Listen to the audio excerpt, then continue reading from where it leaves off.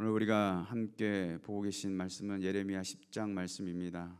우리는 계속해서 하나님께서 이스라엘 백성들에게 심판의 그 메시지들을 주고 계신 것을 살펴보고 있는 중입니다. 이스라엘이 왜 멸망을 또 왜 심판을 받아야 했을까요?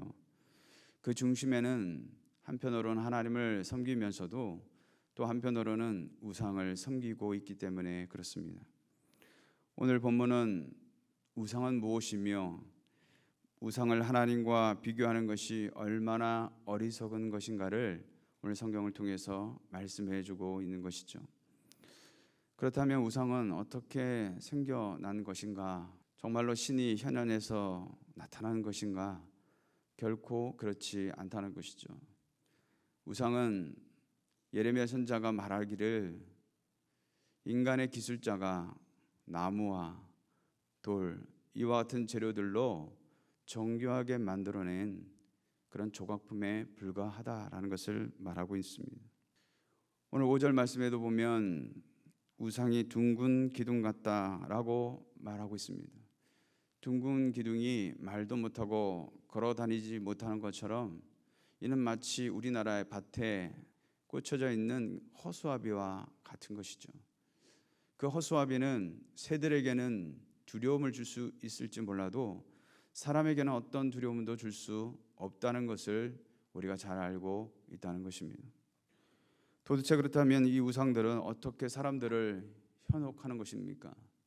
예레미야는 우상들이 사람을 현혹하는 것이 아니라 사람들 스스로가 자신들을 속인 결과라고 말하고 있습니다. 사람이 자신의 만족을 위해서 우상을 만들어 놓고 마치 무슨 능력이라도 나타날 것처럼 그렇게 기대를 하고 있더라라는 것이죠. 그러면서 아무리 주문을 외워도 우리가 잘 알듯이 본래부터 존재하지 않는 것이기에 헛된 것이기에 아무런 능력이 나타날 리가 없다는 것이죠. 따라서 오늘 성경은 이러한 우상들에게 미혹되지 말고 하나님의 말씀을 들으라는 것입니다. 그 말씀이 무엇이겠습니까? 2절에 보면 여러 나라의 길로 그 여러 나라의 길을 배우지 말라 그렇게 말씀하고 있습니다. 즉 이방 민족의 생활 태도와 풍습을 배우지 말라는 거죠. 예를 들어서 이방 사람들은 하늘의 징조를 보고 점을 치기도 하고 그 결과에 따라 두려워하기도 하였다는 사실입니다. 여기서 하늘의 징조들은 무엇을 말하는 것이겠습니까? 이스라엘의 이웃 나라들은 천체를 신으로 숭배하면서 별의 움직임이나 변화를 그 신들이 주는 징조로 여겼습니다. 그래서 부정적으로 해석되는 징조는 두려워하고 긍정적으로 해석되는 징조는 기뻐했다는 것을 알 수가 있는 것이죠. 선지자는 이방 사람들처럼 하늘의 징조로 인해 두려워하지 말라고 말씀하고 있습니다. 왜냐하면 하늘의 일월 성신도 하나님이 창조하신 피조물에 불과하기 때문에 그렇습니다. 오늘 우리나라에서도 사라지지 않는 많은 미신과 같은 이런 풍습들이 여전히 남아 있는 것을 우리는 잘 알고 있습니다. 우리가 예를 들어서 이사할 때 특별한 날을 잡아서 이사하려고 합니다. 손이 없는 날이라고 말하는 것이죠. 그 손이 없는 날이라는 것이 무엇을 말하는 것입니까? 귀신이 없는 날이라는 것이죠. 왜 그렇습니까? 귀신에 대한 두려움 때문에 그래도 기왕 이사하는 거 손이 없는 날이 낫지 않겠는가 이렇게 생각한다는 것이죠. 그래서 많은 사람들이 이 손 없는 날을 정해서 혼례도 하고 개업도 하고 이사도 하려고 한다는 것입니다. 뿐만 아니라 우리가 가게나 집을 살펴보면 부적을 붙여놓고 있는 집들을 많이 볼 수 있게 되는 것이죠. 이 역시 귀신이 가져오는 애군을 없애거나 미리 방지하기 위해서 부적을 붙여놓고 있다는 것입니다.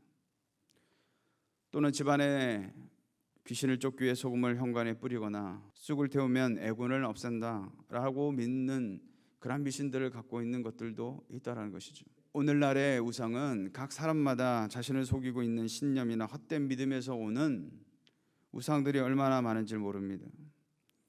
물질이 우상이 되어 수단과 방법을 가리지 않게 만들기도 하고요. 건강이 최고라고 말하면서 하나님보다 더 우선시되는 것들이 참 많이 있습니다. 세상이 주는 즐거움은 어떻습니까? 이미 여기에 중독이 되어서 하나님의 말씀을 전혀 들으려 하지 않는다는 것이죠. 마치 이스라엘 백성들처럼 우상에 중독이 되니까 이제는 하나님의 말씀을 들으려고도 하지 않더라라는 것이죠. 그렇다면 우상을 섬긴 결과는 어떻게 되겠습니까?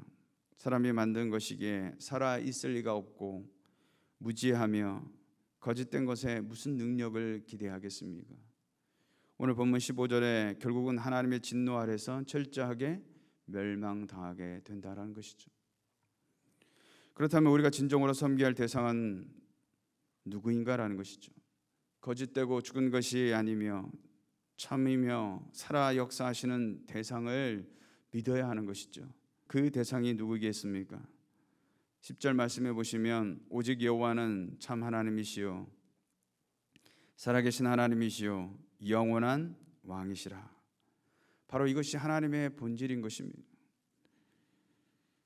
하나님은 참되시다라고 말씀하고 있습니다. 변하지 않는 진리가 되시고 진실하시며 신실하신 하나님이심을 말씀해 주고 있는 것입니다.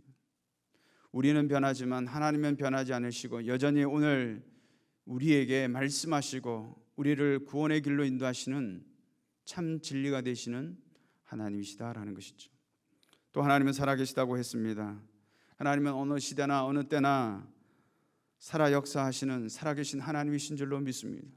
우상은 죽었고 말이 없고 능력이 없지만 하나님은 살아계셔서 여전히 역사하시는 하나님이시다라는 것이죠. 또한 하나님은 영원하시다라고 말씀하고 있습니다. 이 땅의 모든 것은 유한하죠. 언젠가는 다 사라질 것들이죠. 그러나 하나님은 영원부터 영원까지 계신 하나님이시다라는 것이죠. 그러기에 유한한 우리가 영원한 하나님을 어떻게 다 이해할 수 있겠냐라는 것입니다. 오늘 저와 여러분은 이 말씀을 우리의 삶 가운데 적용해 보고자 합니다.